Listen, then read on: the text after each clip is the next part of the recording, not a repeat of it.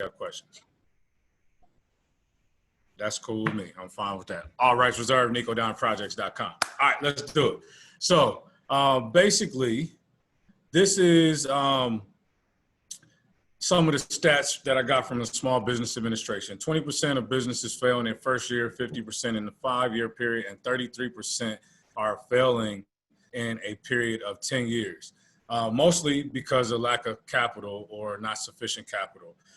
This presentation was put together right at the beginning phases of COVID, so you could layer that piece in as well, and that's causing people challenges with their credit as well and their finances. So it's just very important that we understand that there are certain things that you can do to try to ensure that your business is successful, and mostly it's ensuring that your credit and your capital is sufficient enough to sustain. So I'm going to talk about the 5 C's of credit. Most of you may or may not know these things, but I want to go a little granular, a little deeper into it, and make sure that everybody has a clear understanding. So just real quickly, everybody can see the screen and can hear me okay? Yes. All right, thank you so much.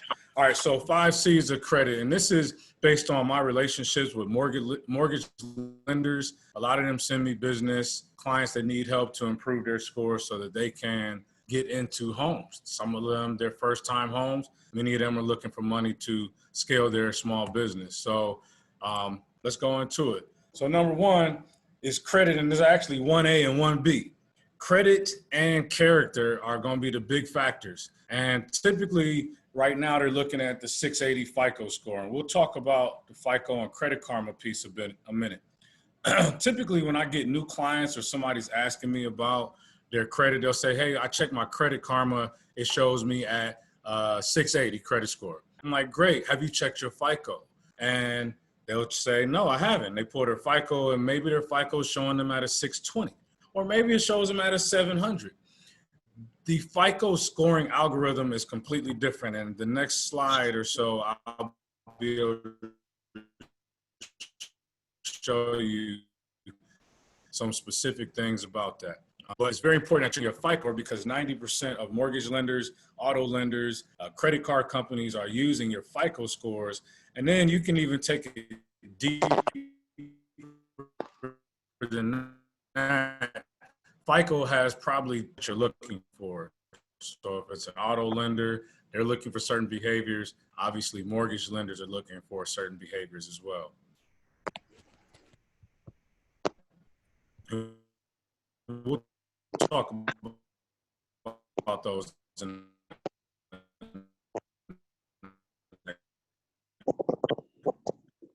next slide. Collateral for help you secure. So do you already have that you can't paint? Are you able to is the aspect of things? Excuse me. The next is the capital aspect of things. So how much cash you actually have of yourself and do would be. So if you think, for example, that you're going to need $10,000 and maybe a note is going to be $300 to $400 on that note, you want to multiply that number by 6 months. So do you have already $2,400 to $3,000 in a savings or already invested into, if it's a business situation, that they can say, okay, well, you've already put some bread in the game. You've got some skin in the game. We're willing to back you in that situation. Or you have money in your bank account that says, in the event that your business doesn't take off or you're not able to generate the revenue that you promised on the application, then we're able to tap into your savings account and utilize some of that money as well. So, cool. Does it sound okay now? I saw a couple texts just pop up here. Okay. So, okay. Unmute yourself if you don't mind. Let me know what, are the words chopping up or? It's glitching. Okay. And I was like, I don't know if this works or not, but in the district, when we have like big Zoom calls, they make everybody cut their camera off.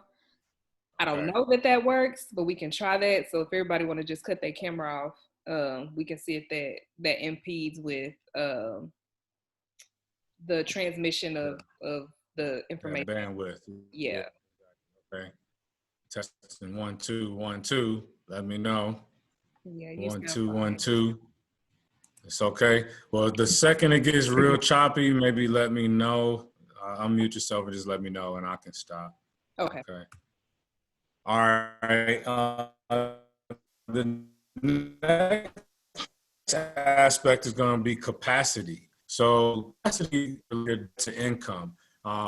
Look at your state expenses each month. When I say stable, I'm talking about mortgage or rent, car notes, your utilities. If there's any personal loans or loans out there that you have that you're paying on, the lender is going to want to look at those monthly consistent bills, your static bills. And if that number comes up to close to 40% of your total income, it could suggest that you won't be able to take on more debt. So you want to be careful with what loans you have out there already, how much capacity, how much debt, or how much expenses are you paying out each month as a percentage of your income. And definitely the lenders are going to be looking at that next to your credit score to determine whether or not you are a safe loan for them to consider.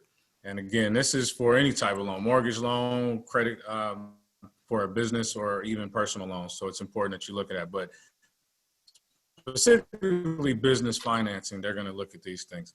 And then conditions will play a huge part. If you're in an industry, especially now with COVID impacting so many different industries, if you're in an industry that is impacted by that, where it looks like maybe the business trend is tapering down instead of upwards or even flatlining, then that will be an issue for you.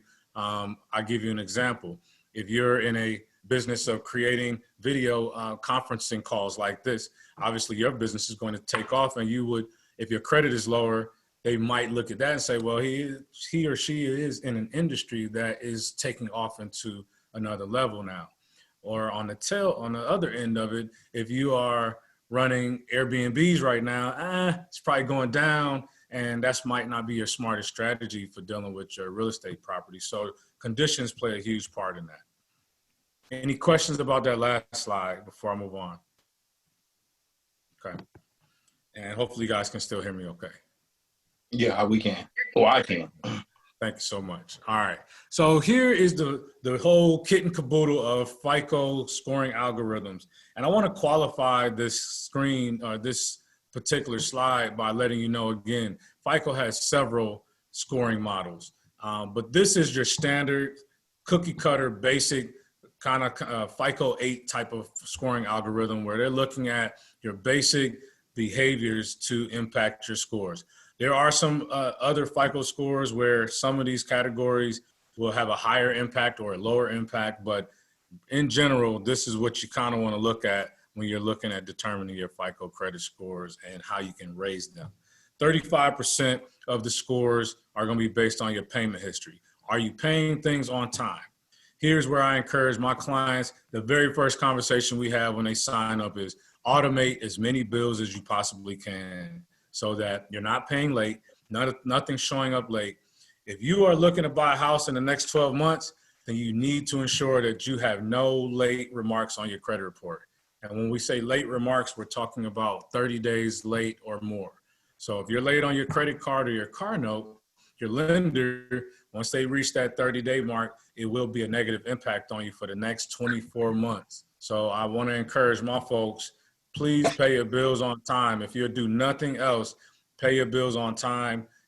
If you're not in a position to do that right now, especially with the way employment has gone, reach out to your lenders, work out payment arrangements. I'll give you a quick tip in case you didn't know, and I didn't include any CARES Act information in here, but I will tell you, go research the CARES Act, C-A-R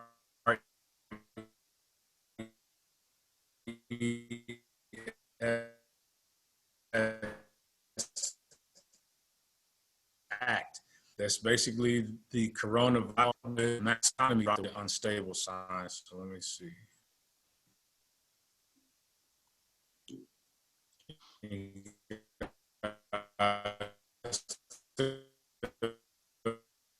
You breaking up pretty bad right now.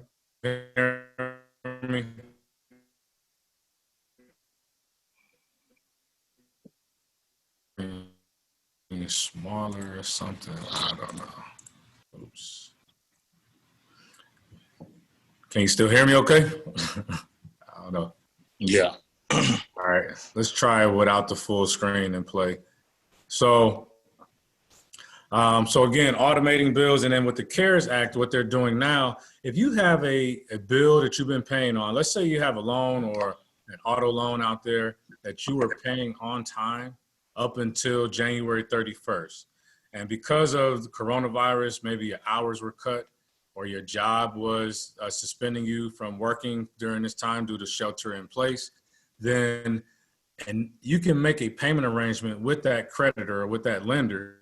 And even if you have to pay late during this time, they cannot report that as a late payment on your creditor report. So it's important to know if you were paying on time and then due to COVID, you had a late payment or you need to make a payment arrangement, make the payment arrangement before you are late on the payment. And if you end up being late or they agree to do a loan modification of some sort where you can skip a payment or anything like that, they cannot report you late. Also, if you have student loans, right now they are not supposed to report any late payments on your student loans, nor are they supposed to charge you interest on your payments right now. This is a great time to have your principal balance on student loans paid down. Throw any money you can afford to do towards your student loans right now because it's only going towards the principal, as opposed to many people are paying monthly and a big chunk of that payment is going towards the interest payment and very little towards the principal. You're only paying interest on the principal balance. So if you can get ahead right now by chipping that principal balance down, you will save yourself something over the long run. That's good info, Victor. I didn't know that at all about the student loans. Absolutely. So please research the CARES Act. There's several other things. You can borrow against your 401k right now without penalty, and they'll stretch out the payment, the taxes on that over a 3-year period instead of a 1-year period. So right now, if you have accounts that you want to pay down credit card balances, I would use that money. It's no penalty to use your money. And, you know, if things are going to get better for you later this year, you just pay yourself back. But they're waiving a lot of that stuff because of this 30 million people that filed for unemployment over these last few months. So I want to be clear. You're saying that if you have access to a 401k, you would encourage someone to take that money and pay down credit card bills right now? I would encourage somebody to speak to their financial advisor first, but I would say that if I have money available and I had credit cards that were more than 30% over their credit limit being used or they're maxed out, I would take money from my 401k because during COVID and 4 months after they lift the pandemic, there is no penalty for taking money out of your 401k. Usually there's a 10% fee, penalty fee, plus the tax. That 10% fee is being waived during COVID. So it's basically you can borrow your money for free if you have 401k money. Yes, I would certainly do that because you're paying interest on credit cards. And if you can borrow money from yourself to pay down those credit cards, it seems like a logical thing to do. Okay. So right. I have a quick question in regards to that. I read up on something in regards to that, and it stated you can borrow from it. They won't charge you the 10% penalty fee, but it will be counted as taxable income, and you're not penalized if you can pay it back within the first 3 years or something like that. So with the taxable part, they typically would tax you immediately within the next year on your by borrowing. So whatever that amount was, let's say you pull $5,000 out, you would be taxed on that $5,000 immediately within that first year. But they're saying due to COVID, they're going to stretch that tax amount on that $5,000 over a 3-year period. So let's just say the number was, $600 in taxes, which is super high. It wouldn't be that high, but you would end up paying $200 a year over the next 3 years instead of the full $600 in this next tax cycle. So that's a huge benefit to people that have that access, and there's a benefit to using that money right now. Got you. Appreciate it. No doubt. Next is capacity, which is again talking about the amount of credit that you're using. So the example I'll give, if you have a $1,000 revolving credit card account and you charge $500 on that card, you just utilized 50% of your credit card. Well, by going over the $300 limit, which is 30% of that credit limit, you are negatively impacting your credit score. And in this chart, they're telling you that in general, you could lose up to 30% of your credit score by overutilizing your credit card. So giving an example, if 850 is your highest potential score and you lose 30% of that, you just lost 255 points potentially by maxing out your credit card. And so take that from that, you just dropped your 850 score to a 600. Well, if you weren't never at 850 and you were at 700, now you're down in the 550 zone. So it's important that those two factors along payment capacity must be managed properly in order to have the best chance to raise your credit score. And I see it says unstable. Okay. So those are the two biggest factors within the FICO scoring algorithm. Now, I will tell you, the reason that people see their Credit Karma scores off from their FICO score is because the Vantage Score scoring model is where Credit Karma gets their data. Vantage is the other type of scoring model that competes with FICO. And their scoring model shows payment history is only worth 28% of your overall credit scoring algorithm. So that's a 7% difference that could impact your score. Additionally, your capacity is more like 18% on your Vantage score versus your 30% here on FICO. The biggest one is here. FICO measures your new credit, which is your number of inquiries, and your new accounts by about 10% of your credit score. So at max, you would lose 80 points. Usually you only lose 20% for having too many inquiries in a short period of time. And when we say too many, that's like 4 or more in a 3-month period.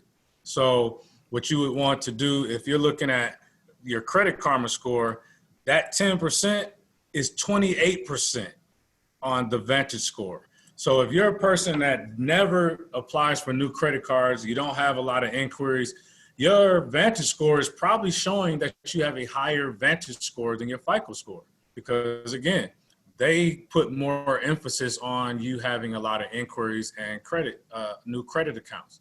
On the contrast, if you go out and apply for several credit cards in a short period of time, then that Vantage score is going to show you lower than what your FICO score is. So these are the type of nuances that people see. So I always encourage you to pull your FICO score if you are preparing to apply for some type of loan or business financing in the near future.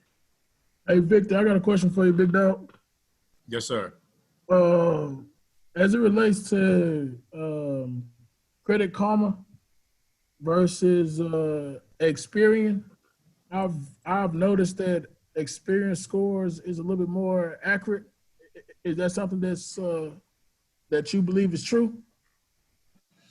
So it's important to know that each creditor that you go into a contract with or an agreement with decides whether or not they want to report your information to TransUnion, Equifax, or Experian.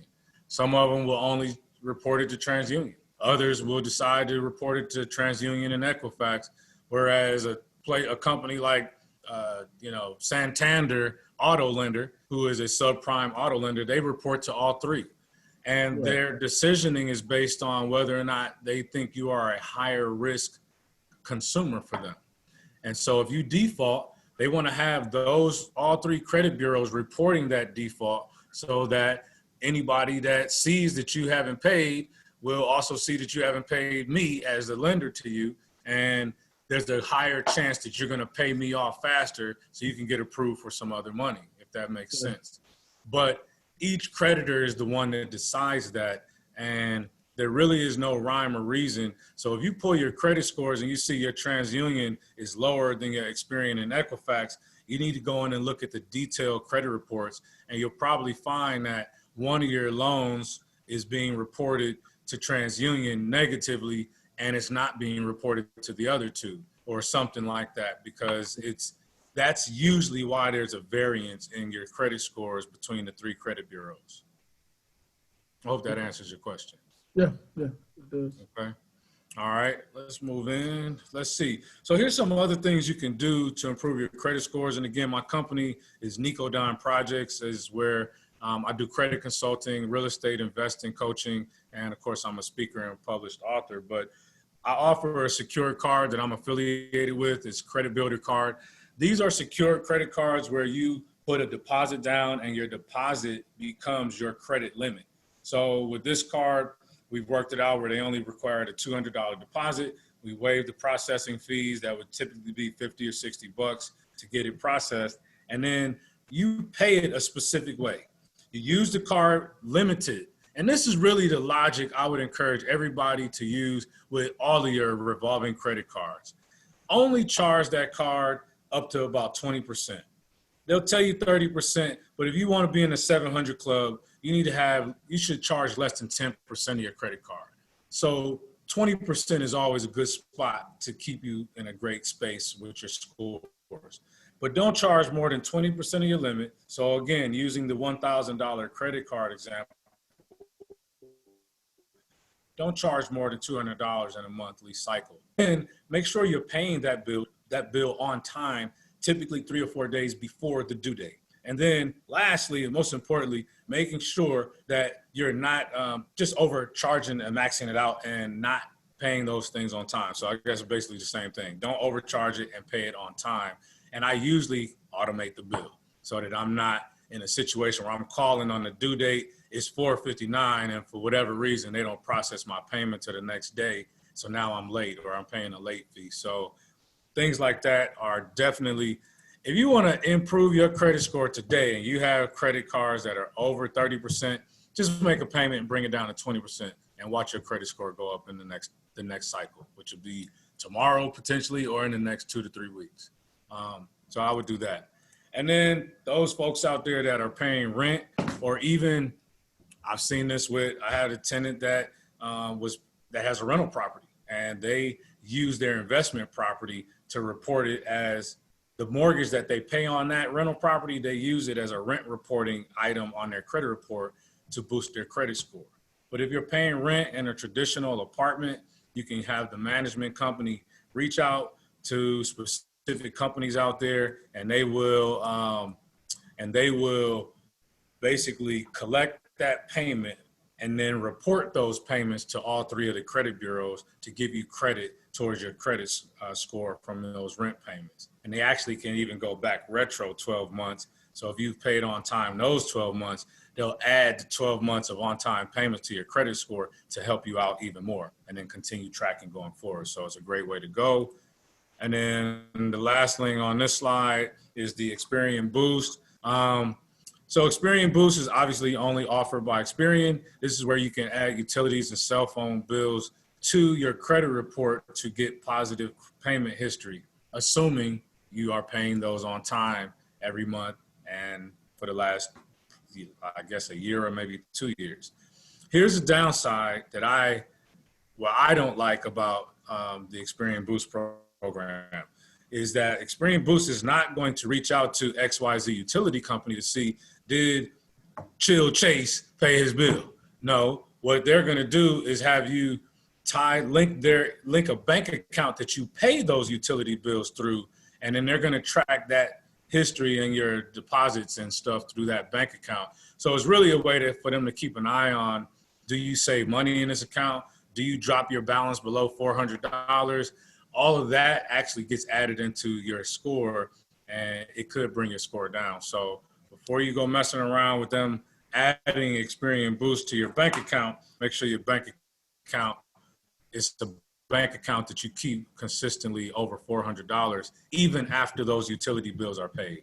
dropping some nuggets, folks. I'm hoping y'all getting what I'm putting down. This is great information for y'all to help you boost your credit scores. Any questions on this slide?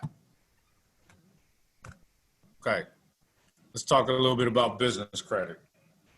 So with business credit, it operates a little bit differently than personal credit, but there are some similarities. The first thing you're going to want to do to start building positive business credit is establish your entity. So an LLC, a DBA, sole proprietorship, partnership, whatever type of business says internet connection is unstable.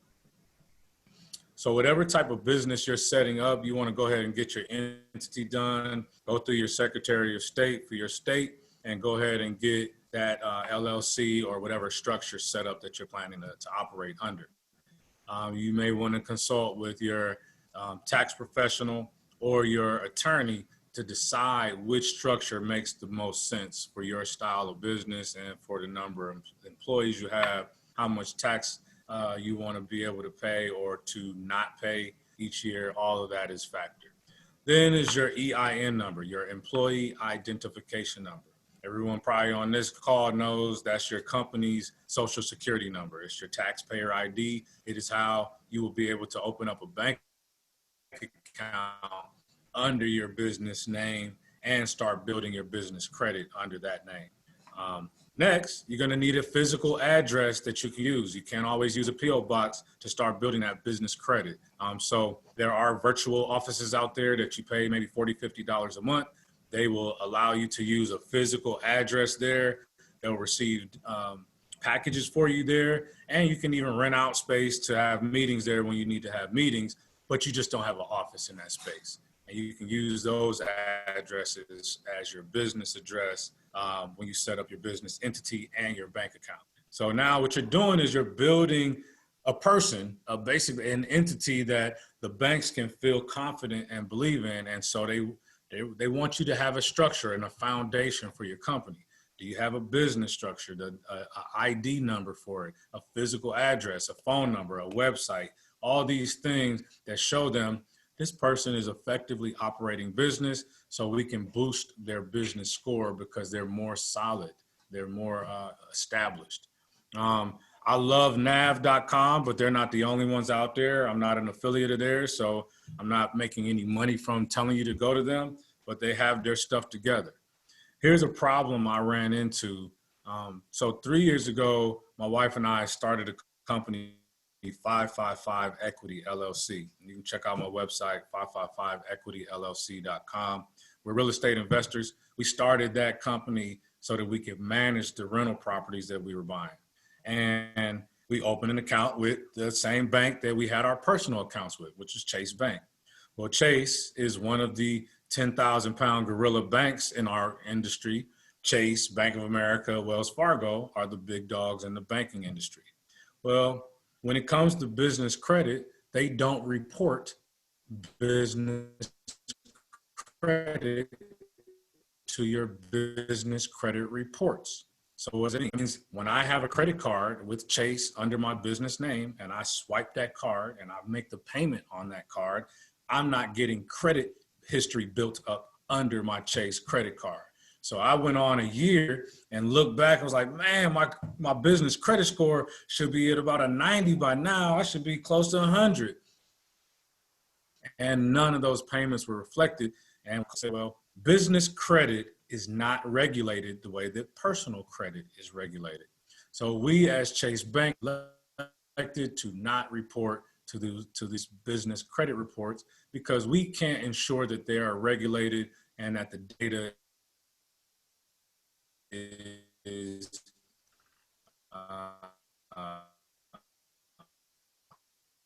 high integrity. So they report it. Maybe Navy Federal Credit Union, they're one that I've heard that some people are allowed to have their payments reported on their business credit report. All of that matters when you're trying to build business credit. That was a mouthful. Any questions on that? It got choppy a little bit. What was the last bank that you said you did hear? Navy Federal Credit Union. Navy Federal Credit Union. Okay. I had a question about the business address as it relates to the Secretary of State and filing the LLC and doing all of the paperwork. Yes, sir. When I did mine, I just used my home address. Are you saying that, of course, it'll be more credible if you use a P.O. box or a rented space in a sense? So for your business credit, as you start to build your business credit, you can use your physical address if it's your home. If you home office, that's fine.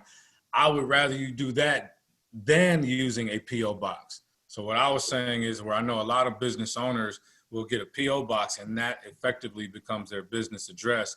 Well, building business credit, that could actually hurt you. So if you want to pay the same kind of cost as you would for a P.O. box, maybe look into getting the virtual office address instead and paying that 40, 50, or whatever that cost is per month. And it operates the same as a P.O. box, except for the address you use will be a 123 Maple Street instead of P.O. Box 123. Right. I have a good website I can give you, Delibe, that I use for my business address, and they give you a virtual address, but you don't have like any. The charge is like $20 a month, so it's cheap. Boom. Several of those companies, you can get an 800 number for like $9 a month and have that pointed to your cell phone. So you still can be an entrepreneur, solopreneur, small business owner and operate in your home, your phone, your tablet and laptop. But the image that you're projecting is a lot more solid, especially if somebody is in another city looking at you. They can see a physical address, a website that's airtight, an 800 number. You have business credit that's being built. So if you go to a vendor looking for $50,000 in 6 months, you just look so much stronger than just operating, not this way, put it that way. All right. So, and look, I see this is a group of folks that look like me. We got to be sharper when we present ourselves out here. Play the game, get into these folks' banking system, get their funds, and then do it the way that you want to do to go help build your community, build your business or your team or your investment group. But we got to get into their network, and, because of conscious bias and the unknown racism that they have out there, we still got to be able to look good on paper so that sometimes they won't even know you're black or white. You just look good because your credit is strong, your company is solid, your banking information is accurate. And that's the last one I want to talk about on this slide, is tracking your money accurately. This was the big one that I included for that contractors one, Kenyatta, because with a lot of the contractors, they go to these banks, they're making $200,000, $300,000 a year, but then they report their personal income, $15,000. Man, go ahead on with that. You didn't generate $250,000 in your business and you only made $15,000. Either you scamming the system or you're not running a business effectively. Who runs a business and only makes $15,000 a year unless you're building that business and you got $200,000 in revenue? The banks can't stand to see that, and they're seeing it a lot with our black applicants. We got to present our stuff accurately. Get QuickBooks online if you can't afford to have a bookkeeper, and start creating your chart of accounts to track every lane of your revenue for your business, every aspect of your expenses. Generate the balance sheets, the profit loss statements. I hated doing that junk, but I created I got in my software with QuickBooks Online. I bit the bullet to pay $150 or $200 to the bookkeeper to set up everything the way I wanted it. And now all I got to do is go into my app, look at my business tracking. I can add my mileage, add my expenses. Everything is categorized, and I don't have to be frustrated by my business. I'm actually excited to look at it every morning and see, okay, what did we do yesterday? Okay, let me turn up the dial on this lane of my business, because now I can see that where I put my effort, more money generates. So just make sure you're tracking your business effectively and look good on paper. That's the key. Make sure you're tracking it the way that it should be tracked and reported.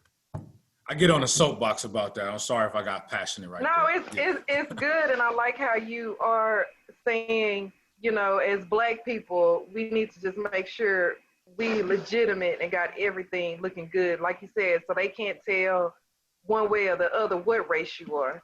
Exactly. I mean, it is what it is. If you can't change the mentality, then change how you present the paperwork. Be self-sufficient and make sure everything is like a business should be, so that everywhere they go, you're so airtight. They have no way to deny you. Everything is airtight. All right. And so just to spend a couple minutes real quickly on the personal credit stuff. This is one of my personal credit clients we started with back in November. This was the results actually at the end of February. She followed the plan. Our system worked and identified some errors on her credit report. Everybody's results are different, but she more importantly put in the work to pay her credit cards down. She got a couple secured cards, and then we tackled the ones that did not get deleted from her credit report. We helped her with the settlements, and she was able to see these type of results.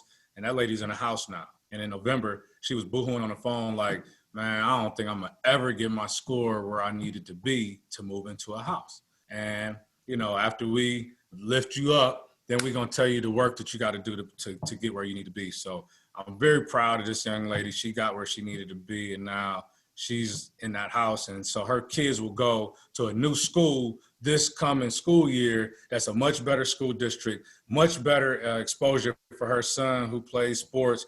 This is what we're talking about. It's not just getting a better credit score. It's the benefits of that we really work towards it. So putting yourself in a better position so you can move your family where they need to be, so you can start your business and build an unlimited income stream. That's what I'm teaching here and I'm passionate about. This is how the credit program works. We do charge a flat fee, $1,200. We don't do the subscription program for 18 months, paying $99 a month to us. It's $1,200 flat. We do a payment plan. But if people go beyond the 90 days to get their score where they need to be, we'll stick with them. We're true counselors. We put together an action plan, a video around that action plan, and we've had people take the video that we create around their action plan and show it to their family so they can educate their family and their kids about, look, this is what mommy did and messed up her credit card and got her score bad. Look at this video. I'm fixing my credit, but you can avoid some of those pitfalls that I made with my credit score.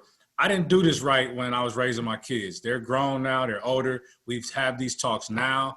But when I was working in these collection agencies, all I cared about was having them looking decent, having furniture in the house, putting rims on my car. I wasn't really thinking about the legacy that I'm building, that I was trying to build for them. Now it's important. So they're doing better. And the kids that they have, they'll be able to educate them. So anyway, that's what I do. Credit, entrepreneurship, rental property investing. This is an investment group. Those of you that are interested in real estate investing, I do have some programs that I put together. You can connect with me, online courses. I also do one-on-one coaching where, I'll help you go through the whole process of how to identify the property, how to determine what work should be done, putting your team together, screening tenants, managing the property, getting it into a situation where you can refinance it so you can really cash flow those properties, all that kind of stuff, so you can build monthly cash flow, long-term generational wealth. And I call it the Trump effect, where, Trump is a real estate guy. Well, there's a certain reason why everybody wants to see his taxes. Real estate has so many codes that protects you from having to pay taxes. And he's doing, I don't know everything, but if his real estate money is what they're trying to look at, why he didn't pay taxes on that, he don't have to. It's the American way. Get you some real estate, folks, and you won't have to pay one of the biggest chunks of our expenses in our life is taxes and insurance. Real estate will help you mitigate a ton and tons of thousands of dollars in taxes. So that's what I do. Connect with me. Y'all connect with me, please. I'm on LinkedIn. I drop a lot of motivational, inspirational stuff on LinkedIn pretty much every day. That's it. That's my presentation. Hey man, we really appreciate your time, man. You had provided some great info to us. No problem, man. My pleasure. Any questions? I have a quick question. So I know you mentioned real estate and you have the investment company. So are your properties under your name and you just have the management group managing them? Um, what does that look like? Or is So or is that's a it great question. on the deeds? Great question. So I started out under my individual name, and then we managed the properties under the LLC. Now, speaking with our CPA and with the attorney, look into land trust so you can put those properties into the land trust. And then going forward, we'll be buying the properties under the LLC because I'm actually doing a different strategy for our purchasing now. So, but yes, great question. I did do it under my personal name, and a couple of them were under my wife and myself. But I will tell you one thing that was positive about that. Credit score shot through the roof because those mortgage payments on my personal credit score were just, I mean, it was like I looked up one day and 3 months later, the score went up like 100 points just from 2 or 3 rental properties being added to my mortgage and my credit score. So I would suggest putting them under LLCs, or more importantly, put them under a trust. That way, God forbid something happened to you in passing, the trust manages that, and you just assign a trustee to manage how they disperse those properties or manage those properties in your afterlife. That way, that's how you build true wealth for your family. But I'm not a CPA, so I would highly recommend people speak with a tax professional about the best strategy for buying your investment property. Okay, thank you. What else? Thank you. Mm-hmm. So, So what type of investments does this group do? What are there some key things you guys invest in? Real estate. Real estate, Nice. Single family, commercial. multi. Multi duplexes. Okay. And, fourplexes. Okay. And, Looking for more investors? Absolutely. What you trying to Uh, Kenyatta, you need to hook me in. Get me plugged in. do? For sure. I'm just, I'm really appreciative, Victor, that you responded and, remembered me and was willing to do this. I really enjoyed the presentation and everything I learned at that meeting. I was telling him I got invited because I'm registered as a historical underutilized business. Mm-hmm. And, and that's how I started getting these invites. And so I just actually said, yeah, for sure. Asia's the one that invited me and pulled me in. So. Very good. Good job, Asia. Each one pull one in. That's how you got to do it. And everybody in this group should be Hub certified. Get that Hub certification. I am working on that. I've been fighting with them saying my stuff not matching, so I got to call them tomorrow again. Let me drop this little nugget in my theory. And I talk to a lot of people, not just people that look like us, people that look like Jews, and all kinds of people. And let me just tell you one thing that I believe. Because of the pandemic, we already got that going on, but because of the reaction the world has had to George Floyd's killing, you're going to have some people that just not going to change. I'm talking about non-Black people. But you're going to have some people that have been awakened, so to speak, and they will find every possible way to prove that their company, that their business, that their dollars supports Black businesses. And if they are on the board of a company that has dollars to spend, and there's an opportunity for them to get some minority businesses to contract with them, they're going to look at Hub certified or minority certified businesses first, because at least they can feel confident that the state is saying that this is a legitimate minority business. So let me partner with them. And many of them have, as you probably know, they have a certain percentage of their dollars that have to be applied towards these Hub certified companies. So get Hub certified, get NCTRA certified, wherever you're at, find the company that is the official entity for minority businesses and get going. And then use that moniker, wear it well, put it on your signature bar and your emails so people know that you are a certified minority business. And that could open up a door that might have been closed in February, but now because of somebody's guilty conscience, you suddenly got a contract for 6 figures to take your business to the next level. Yeah, that makes sense. It normally take 2 years to get those certifications. Like I've from what I understand, you have to be in business Ooh. for at least 2 I years. started in November. I'm in Dallas. I started in November, and I had mine 3 days before Christmas. Yep. It's It the don't take key long is at all. having your paperwork tight. Have your bank statement showing, your EIN number, your LLC. All that got to be tight. This is what I'm talking about with having your paperwork airtight, and then just submit it. It And took literally 4 weeks. you gotta have a Duns and Bradstreet number. You gotta have a Duns number, and all your stuff gotta be literally legit. And you needed a lease. I had to submit my actual lease. Really, luckily I have a lease, so I'm not. Yeah. Right, If but you had a yeah. home business or something, yeah, you will have to provide the lease. But everything should be things that you have if you started your business. If you're like me, I didn't have it all in the organized place, so that took more time to compile everything, and I did not submit anything. I submitted everything. I did use the checklist, and if I didn't have it identified on the checklist, then I didn't send it off yet. And then I sent it electronically through their site, and I physically mailed one down to Austin, Texas, so that they had both versions of it and somebody signed for it. Just, be on top of your stuff. Do you have anyone that you know that specifically does those applications for you? Because a lot of that stuff, like if you're not familiar with the terminology, like I started my application for some of that stuff, and it just seemed like it was just too much. It is complex. I know a guy that kind of helped me out, but I'll be honest with you, man. You throw me $50 for my time, I'll sit down with you for 30 minutes and get you right. I mean, it's not that challenging. It's just, like you said, the terminology. I've already done it. I would just open up my computer and show you, just let you look over my shoulder to the folder that I created for Hub and just show you everything that I submitted. Okay. Yeah, I'll take you up on that, man. For sure. What's up? Hit me up. There's my contact right on the screen. Okay. Yeah, let me screenshot that here. Any other questions, comments, suggestions?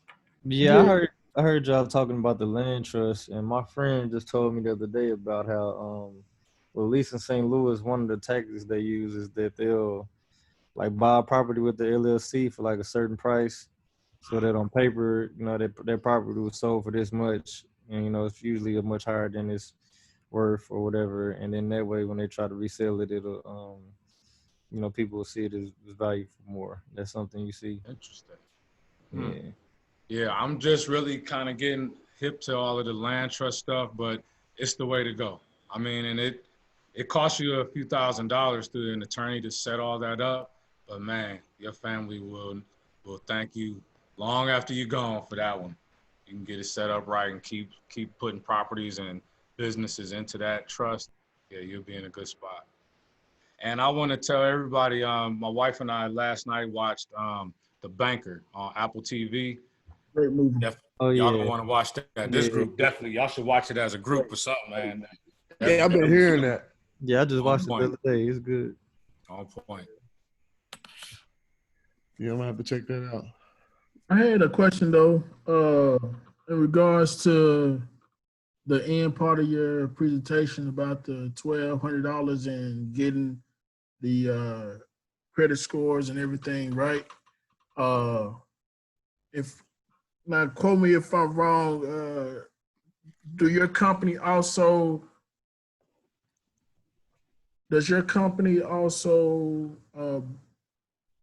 acquire business credit for different individuals? So no, we don't do that part of it. But I have 3 very trusted colleagues here in the Dallas area that I work with when people want to start building their business credit. I can definitely refer you. They're highly, highly recommended, but my company doesn't do that. We just stick to the credit aspect of it, helping you build your personal credit. And then the bigger aspect is the real estate side. Okay. So cool. And I did have one last question. I missed the first part of the presentation. What was the credit builder account? What was their the credit builder account, that is one of the items it's a secure credit card. So you get the credit builder card, you put $200 deposit on it.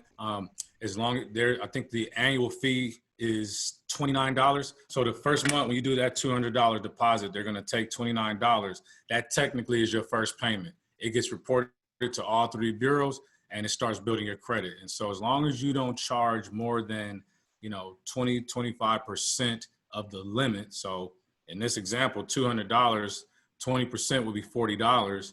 Don't charge more than $40 on it. Pay it on time.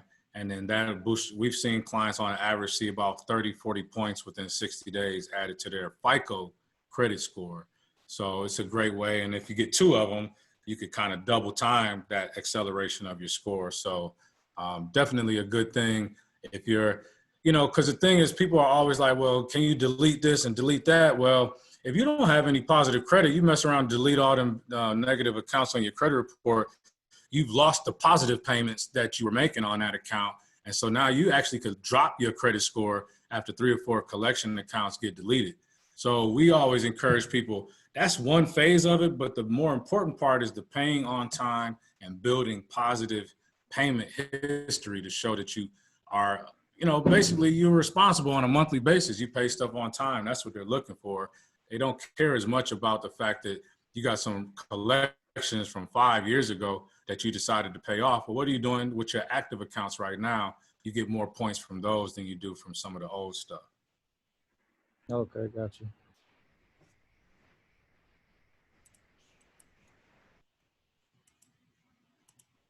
Cool. Okay, well, I guess that's it. Thank Yes, you again. We want to make sure we honor your time.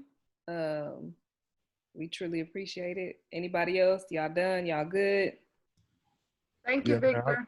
Victor, I appreciate it, man. Greatly No problem. No, I appreciate you guys. Thank you for giving me a platform. I really appreciate it. And if I can be a resource for you, or if you just got questions, hit me up. Okay. Most deaf. All right. Have a good night. Thank you you. All right. Yes, sir. There we go. Okay. Well, that was some good info for sure. Definitely good info.